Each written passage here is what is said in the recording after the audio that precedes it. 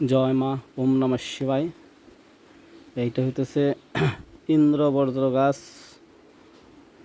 এই গাছ মহাশক্তিধর, মহাশক্তিপ্রদ। এই ইন্দ্রবজ্র গাছ বহু দুর্গম জঙ্গলে, পাহাড়ে মাধ্যমে খুব রেয়ার এই বস্তু পাওয়াই অসম্ভব, পাওয়া যায় না এখন। তো এই ইন্দ্রবজ্র গাছ যদি কারোর বাড়িতে থাকে, একটা ইন্দ্রের বজ্রের সমান শক্তির কাজ করে।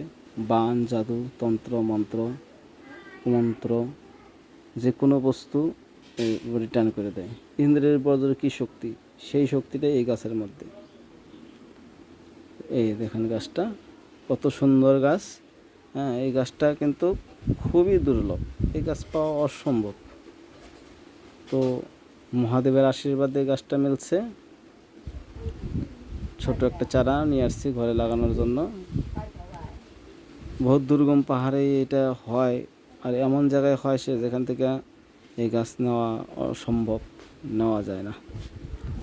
তাই এই গাছটা যদি কারোর ঘরে থাকে, আর যদি এক টুকরা ওই গাছের শিকড় যদি কারোর তাবিজে ভরানো থাকে, ও তন্ত্রর হাত থেকে সাংঘাতিকভাবে রক্ষা করবে। আর একটা কথা, এই ইন্দ্রবজ্র গাছ থাকলে ঘরে কোনো বাজ পড়ে না, মানে বিজলি ঠাটা তার ঘরে পড়ে না, এমন শক্তিধর রক্ষা করে।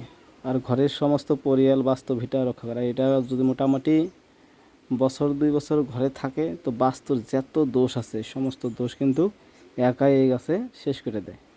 এর সামর্থ্য এত এত ক্ষমতাশালী এই গাছটা। জয় মা, ওম নমঃ শিবায়।